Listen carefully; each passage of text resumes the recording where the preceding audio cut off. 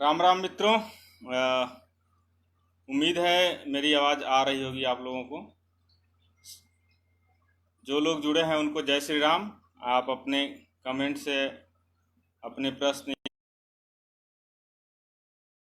या तो अभी 8 बजने में 1 मिनट है, लेकिन हम लोग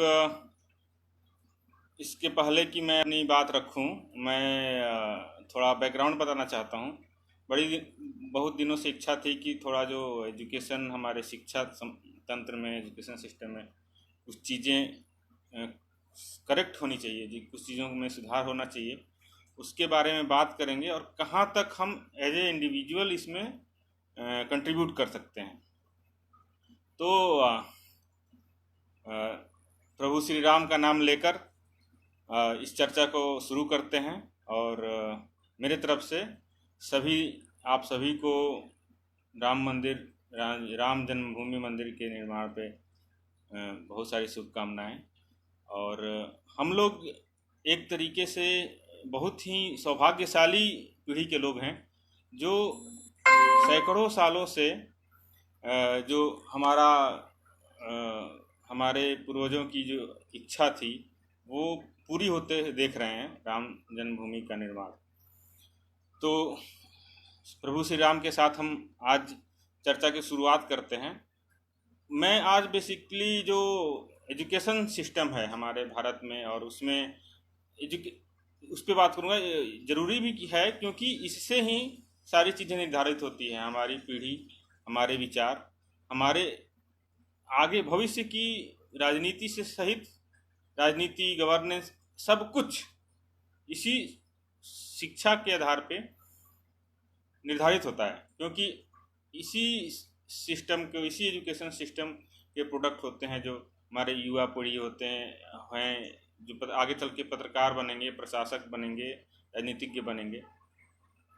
तो इस लाइव के दौरान हो सकता है, क्योंकि मैं फ़ोन से लाइव कर रहा हूँ, कुछ कॉल आ सकती है, कुछ नोटिफिकेशन आ सकते हैं, तो कृपया बने रहें, beer with me with that.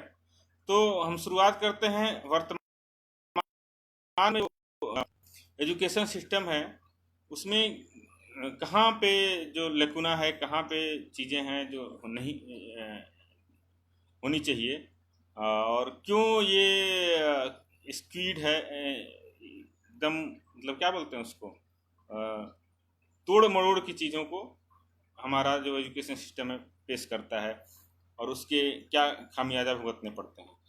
तो मैं एक उदाहरण से इसको बताना चाहता हूँ। मैं एक अपने रिलेटिव के यहाँ गया था, हमारे संबंधी हैं, तो उनका बेटा पढ़ रहा था, 6वीं या 7वीं का किताब रहा होगा। उसका पहला, मतलब हिंदी का पहला चैप्टर, हिंदी गद्य का पहला चैप्टर था। उस पहले अध्याय में कहानी थी कि एक चांदनी चौक का हिंदू और एक लाहौर का मुस्लिम जब देश बटा था, उसके पहले की दोस्ती और उसके बाद जैसे उनकी बात होने लगी फ़ोन के माध्यम से या वीडियो कॉल के माध्यम से, तब उनकी दोस्ती में क्या हो रहा। अब सोचिए, 5वीं या 6वीं क्लास के बच्चे को ये कहानी बताने का मंतव्य क्या है। सरकार की नीति पे मैं बात नहीं कर रहा हूँ, जिस सरकार ने यह बनाया था उसके मंतव्य पे मैं बात अभी थोड़ी देर में करूँगा। लेकिन आप इस चैप्टर का ऑब्जेक्टिव क्या है, आप छोटे से बच्चे को क्या बताना चाहते हो इस कहानी से। मुझे याद है जब हम लोग छोटे थे तो हमारे समय में गुरु आरूढ़ी की कहानी होती थी। गुरु और आरूढ़ी शिष्य थे और उनके गुरु की कहानी थी। इन्होंने उस कहानी के माध्यम से ये बताया गया था कि आप अपने ऑब्जेक्टिव को प्राप्त करने के लिए आपका कमिटमेंट कितना ज़रूरी है और उसमें गुरु की भूमिका क्या हो सकती है।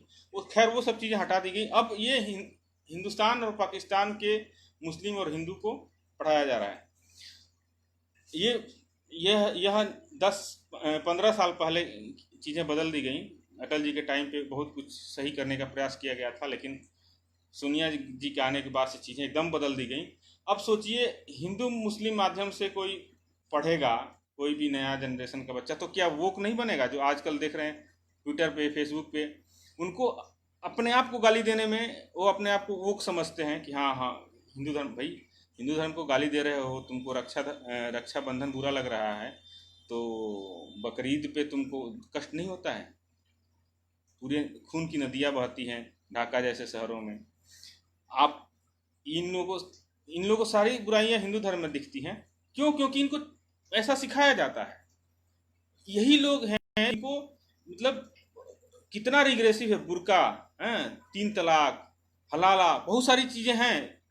इवन बाल विवाह को तो गुजरात हाईकोर्ट ने तक ने वैलिड माना है, क्योंकि उनके धर्म में ऐसा कहता है। लेकिन उस बात पे ये लोग, वो लोग नहीं बोलेंगे, क्योंकि इनको सिस्टम में केवल हिंदू धर्म के प्रतीकों का ही मजाक उड़ाना बताया गया है। किताबों में है, स्कूल की किताबों में है, और यूनिवर्सिटी आते आते इनको लेफ्टिस्ट प्रोफेसर इनको और आगे इनका और इंडोक्ट्रिनेशन, इनका और ब्रेन वॉश कर देते हैं। तो अब शिक्षा नीति बदलनी चाहिए। पूजनीय सर संघचालक जी ने कई बार कहा है, और जो भी नेशनलिस्ट है, जो भी राष्ट्रवादी सोच रखता है, उसको जरूर चाहिए कि वो शिक्षा नीति के बारे में सोचे और करे। नीतियां बनाना सरकार का काम है। हम अपनी पक्ष रख सकते हैं, जो पिछली सरकार में जैसा हुआ था। आपको पता होगा कि एक एक्स्ट्रा गवर्नमेंटल बॉडी बनी थी, नेशनल एडवाइजरी काउंसिल, एनएसी। ठीक है, एनएसी की चेयरपर्सन थी सोनिया गांधी। अब एनएसी बना कैसे था? एनएसी सरकार के बाहर की चीज नहीं थी। सरकार प्रधानमंत्री के हस्ताक्षर से, प्रधानमंत्री मनमोहन सिंह के हस्ताक्षर से बना था, और इसमें तमाम उनके हिसाब से जो लोग हो सकते थे, बहुत लोग थे। लेकिन कुछ चीजें, जैसे हर्ष समंदर को आपने देखा होगा, किस तरह से पागलों की तरह वो अरे हम मुस्लिम बन जाएंगे, एनएससी सीए का विरोध करेंगे, एनआरसी नहीं लागू नहीं होने देंगे, कागज नहीं दिखाएंगे, तमाम तरह की ऐसी बातें कह रहे हैं। कोई भी पढ़ा लिखा अवेयर व्यक्ति, जिसको पाकिस्तान के और अफगानिस्तान के और बांग्लादेश के हिंदुओं का, सिखों का जो स्थिति है, उसके बारे में अगर किसी भी थोड़ी भी दया, ममता और मतलब मानवता रहती तो ऐसा नहीं कहता। लेकिन वो कह रहा है क्योंकि उसके लिए मानवता से बड़ी उसकी आइडियोलॉजी है। एनीवे, तो हर्ष मंदार थे। और कौन थी? अनुआगा, जो पुणे के मेट्रो के लिए उतर पड़ी। इसलिए नहीं उतर पड़ी कि उसको एनवायरनमेंट से कुछ लेना देना है, इसलिए उतर पड़ी कि उसको इस आइडियोलॉजी के खिलाफ बोलना है। और कौन थी? फराह नकवी के बारे में आप गूगल करिए। वो आज जब से मोदी जी की सरकार बनी है, हर मुद्दे पे सरकार के खिलाफ है। वो केवल मुस्लिमों को ही उसको केवल मुस्लिमों से ही मतलब है। अब ऐसे लोग एनएसी में बैठेंगे, और वह एनएसी पूरे देश की पॉलिसी को, जो यूपीए सरकारें थी, दो यूपीए सरकारें थी, उन्होंने उस पूरे पॉलिसी को प्रभावित किया। इनफैक्ट सरकार वही चला रहे थे, उनकी सोनिया गांधी के माध्यम से ये लोग सरकार चला रहे थे, और माननीय मनमोहन सिंह जी नाम मात्र के प्रधानमंत्री थे। फराह नकवी का सुनिए, कैसे उन्होंने दिल्ली राइट पे बोला है, कैसे झूठ बोलती है वो, कैसे उसने सीए का विरोध किया है, और कैसे अयप्पा के बारे में भी एक झूठी कहानी बताई। ठीक है, अब ऐसे लोग, उसने तबलीगी जमातियों का भी बचाव किया। तुम कैसे कर सकते हो? मुस्लिम नहीं कर सकते। अब ऐसे इतनी दूषित सोच रखने वाले लोग, इतने कम्युनल सोच वाले लोग, अगर कोई एजुकेशन सिस्टम बनाएंगे, चैप्टर्स बनाएंगे, अप्रूव करेंगे, तो चैप्टर कैसे होंगे आप और हम समझ सकते हैं। उन किताबों में जो अभी पढ़ाई जा रही हैं, एनसीईआरटी किताबें, जो एनएससी के निर्देशन में बने और सोनिया गांधी ने उसको इंट्रोड्यूस किया, तमाम आपने देखा होगा, कई तरह के चीज़ें उसमें लिखी गई हैं जो नहीं होनी चाहिए थी। ये सब आप जरा सोचिए, ये क्यों हो रहा है? क्यों? क्योंकि पूरे जेनरेशन को इस्लामिक टेररिज्म के प्रति टॉलरेंट बनाएंगे। अगर वो अपने आप को बम से उड़ा रहा है तो भी आप कुछ मत बोलिए, क्योंकि वो भाई अपने धर्म के लिए कर रहा है, तो उसके धर्म में है, हम जिहाद करेंगे। ये टॉलरेंट हमको, आपको ये जो लिखे हैं उनको भी पता है गलत है, लेकिन वो लिखेंगे। रोमिला थापर को भी पता है कि बुद्धिज्म भारत में बहुत बाद में आया, वैदिक धर्म के बहुत बाद में आया। बुद्ध मीमांसा की एक पुस्तक है, आप खुद पढ़ लीजिए। वो नेहरूवियन और मैकाले की एजुकेशन सिस्टम से पहले लिखा गया था, एक बुद्धिस्ट मोंक ने लिखा था। उसने बताया है कि कैसे बुद्ध के पिताजी और बुद्ध स्वयं वैदिक धर्म को मानते थे। लेकिन रोमिला थापर बुद्ध को, वैदिक धर्म को बुद्ध से प्रीडेट करना चाहती कि मैं बुद्ध के बाद आया। और जो राजा युधिष्ठिर थे, उन्होंने अशोका का फॉलो किया। अब देखिए इनका मोटिव क्या है। मोटिव ये नहीं है कि ये सच बोल रहे हैं, ये होगा कि अगर हिंदू धर्म प्रीडेट हो जाएगा तो वो लोग इसको और आसानी से टारगेट कर सकते हैं और आसानी से इसको खारिज कर सकते हैं। तो ऐसे लोग एनएससी में भरे थे और उन्होंने ऐसी किताबें लिखी जिसका परिणाम ये है कि आज हमारे सामने वोक जनरेशन है। ऐसा ये लोग ट्रेडिशनल विचारधारा के हैं, और ये तो जो करंट जनरेशन है वो वोक जनरेशन है, जो हिंदू धर्म की और परंपराओं को गाली देते हैं। और ऐसा देखेंगे कि समय के साथ साथ यही परंपराएं कोरोना पेंडेमिक काल में वरदान साबित हो रही हैं। आप नमस्ते करते हैं, आज हल्दी दूध पी रहे हैं, नीम की पत्तियां खा रहे हैं, गिलोय खा रहे हैं। मतलब जो हिंदू धर्म है, हिंदू शास्त्र है, वैदिक धर्म है, वह अनादिकाल से पीढ़ी दर पीढ़ी पूरे एक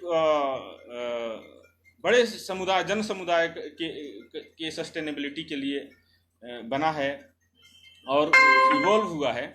लेकिन उसको नकार के डेजर्ट में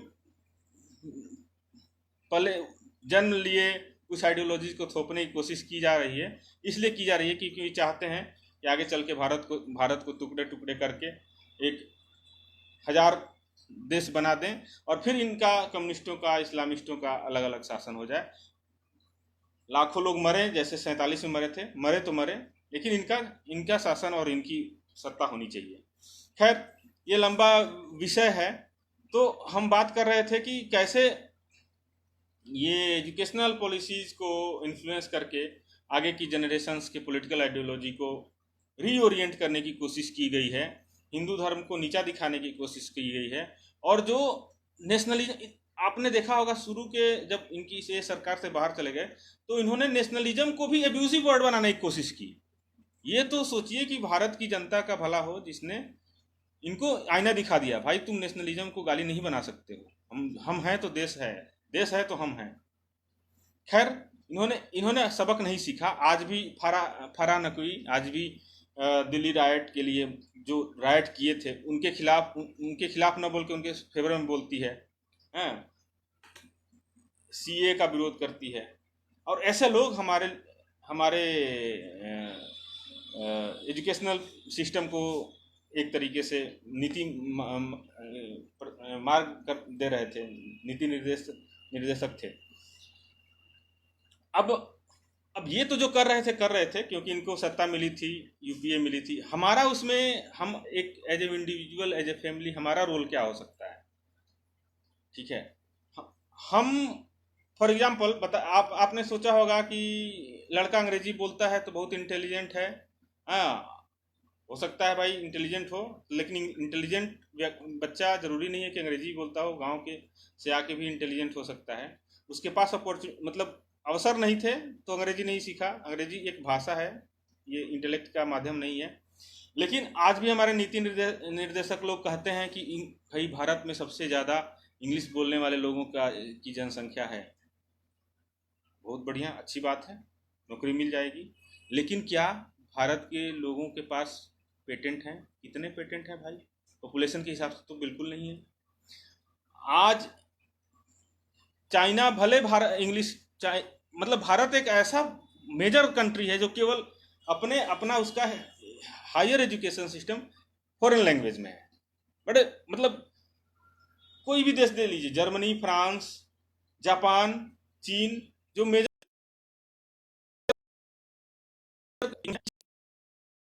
एजुकेशन है या एजुकेशन है विदेशी भाषा में नहीं है। भारत का भारत की उच्च शिक्षा विदेशी भाषा में है।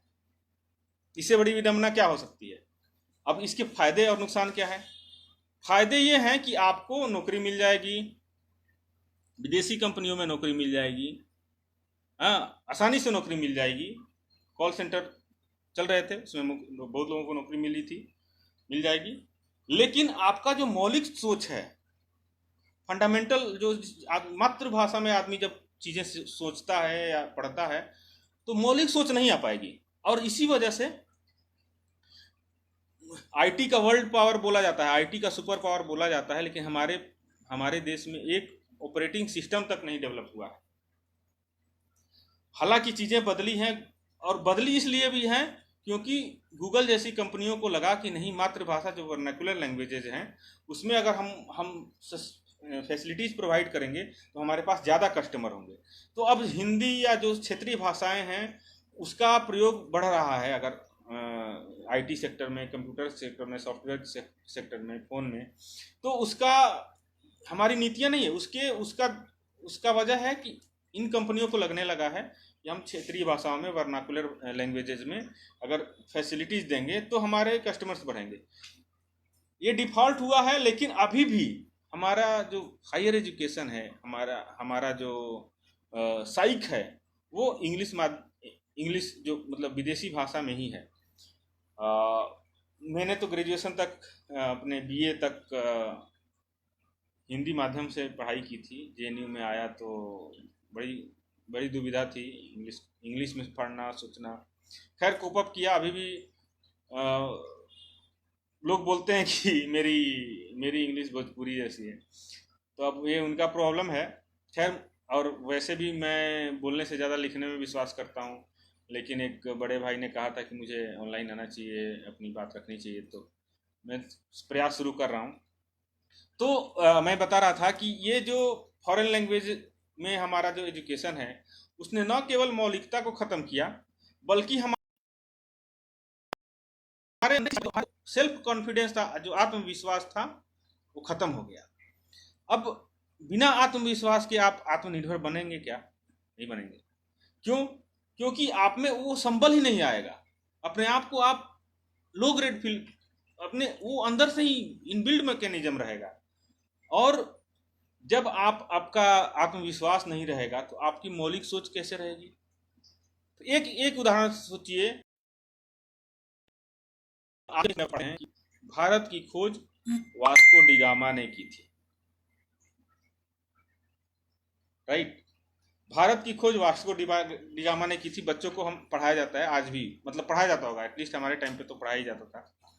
और अभी भी मैं कहीं कहीं देखा हूँ, मिलता था। क्या भारत वास्को डी गामा के दादा परदादा, उसके सरदादा भी नहीं थे तब से भारत है।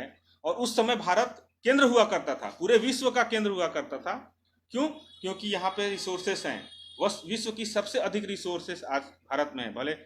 भले क्षेत्रफल 2.4% ही हो, लेकिन आज भी भारत में सबसे ज़्यादा रिसोर्सेस हैं हमारे।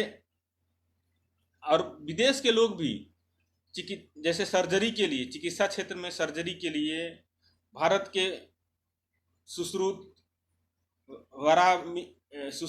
आपके चरक, और जो आयुर्वेद के जो प्रकांड विद्वान रहे हैं उनको श्रेय देते हैं। लेकिन हमारा वोक जनरेशन और जो ऐसे लोग हैं जो देश को तोड़ना देखना चाहते हैं, वो लोग भले इस बात को एक्सेप्ट नहीं करें, लेकिन जो उस तथ्य को जानते हैं, जो उस क्षेत्र के स्कॉलर हैं, वो इस बात को मानते हैं। अंक गणित की शुरुआत भारत से हुई थी, बीज गणित की शुरुआत भारत से हुई थी, रेखा गणित की शुरुआत भारत से हुई थी, जो न्यूमेरिकल सिस्टम है उसकी शुरुआत भारत से हुई थी, अंतरिक्ष विज्ञान की शुरुआत भारत से हुई थी, म्यूजिक, आप खुद गूगल कर लीजिए, म्यूजिक की शुरुआत भारत से हुई थी।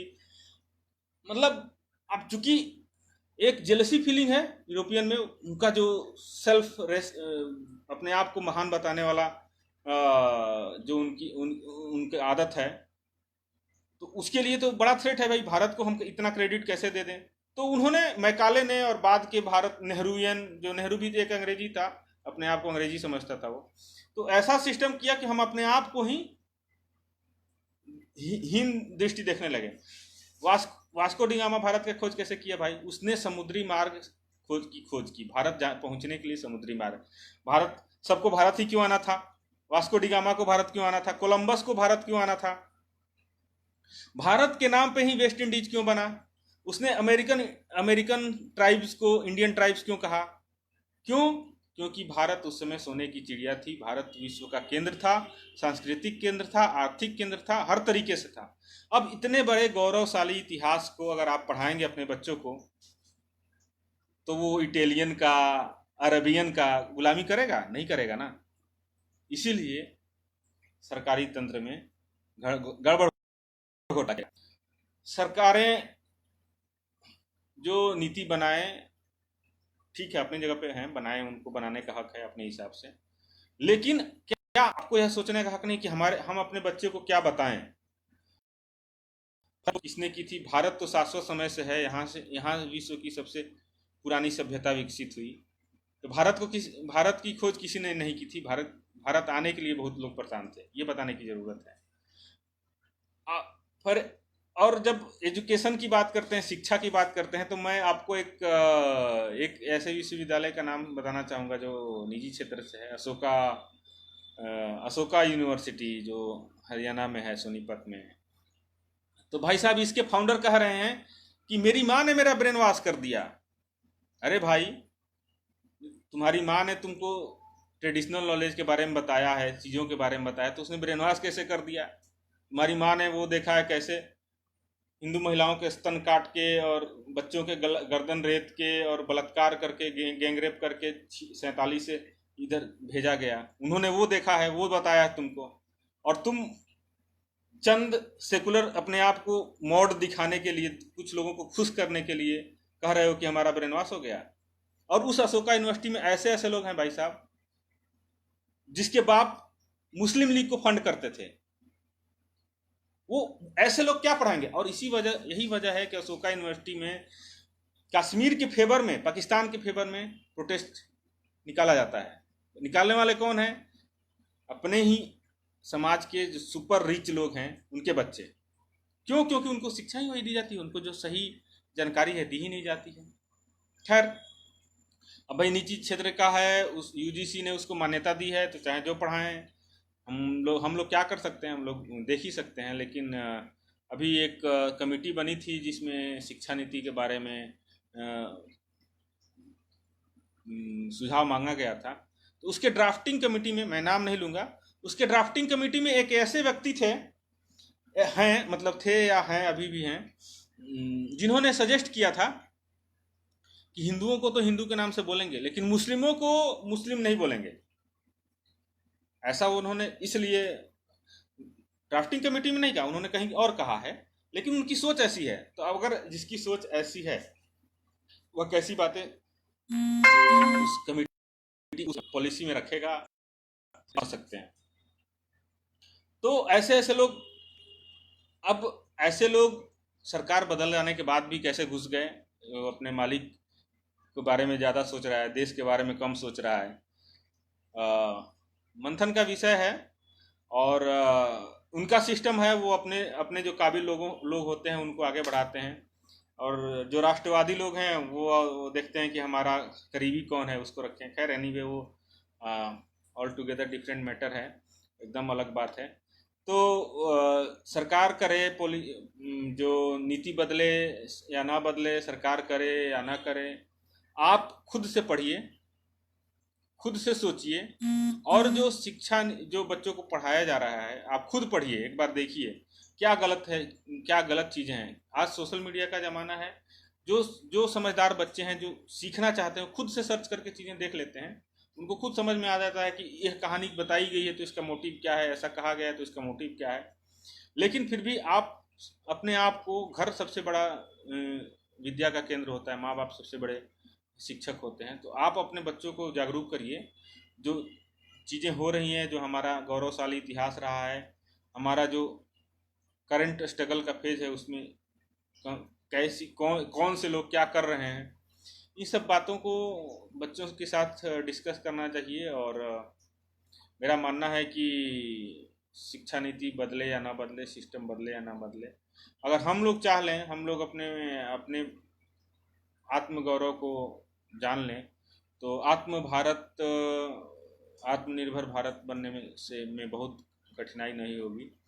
और आत्मनिर्भर भारत के लिए ज़रूरी है कि हमारा आत्मविश्वास जागे, हम जो तक सत्य है उसको हर हालत में अपने बच्चों को बताएं, किसी सेकुलरिज्म के और किसी के वैलिडेशन के लिए झूठ न पढ़ाएं। ये लोग झूठ तो इसलिए पढ़ाते हैं क्योंकि ताकि भविष्य में आके उल्टी सीधी बातें कर सकें। अभी आपने देखा होगा कि शशि थरूर ने कहा कि मुस्लिमों का इस देश पे ज़्यादा क्लेम इसलिए है क्योंकि उनका डेड बॉडी गाड़ा जाता है और हिंदुओं का डेड बॉडी जलाया जाता है। क्या बेवकूफ़ी है भाई, क्रीमेशन और बरियल में। ये ये पता है, ये बेवकूफ़ नहीं है, वो पता है, लेकिन वो फ्यूचर कॉन्टेक्स्ट में एविडेंस बना रहा है। मनमोहन सिंह ने कहा था कि इस देश के रिसोर्सेस पे समुदाय विशेष का पहला हक है। अरे भाई, तुम देश बांट दिया, पहला हक के पीछे में पड़े हो। खैर, ये सब चीज़ें तो तभी सुधरेंगी जब हम अपनी सोच, अपना एटीट्यूड बदलें। कोई अंग्रेजी में बोलने वाला ज़रूरी नहीं है कि बहुत तेज हो। कोई विदेश की थर्ड रेट यूनिवर्सिटी से आके यहाँ पे अपने आप को बहुत स्कॉलर साबित करे और हम लोग मान भी लेते हैं, तो ये एटीट्यूड चेंज करना चाहिए। अमेरिका का जो सिलिकॉन वैली है, वहाँ पे आईआईटियंस रूल करते हैं। एनएसए का जो है, वहाँ पे IITians, Indian institute of science और इंडियन यूनिवर्सिटी के लोग रूल करते हैं। तो तुम काहे लिए गुलामी में लगे हो भाई? तो यही सब चीज़ें हैं, करने की बहुत सारी बातें हैं। तो हम अपने एटीट्यूड को अपने घर पे अपने बच्चों के साथ डिस्कस करें, अपने एटीट्यूड को बदलें और आत्मविश्वास के माध्यम से आत्मनिर्भर बनने की कोशिश करें। जय हिंद, भारत माता की जय। नमस्ते।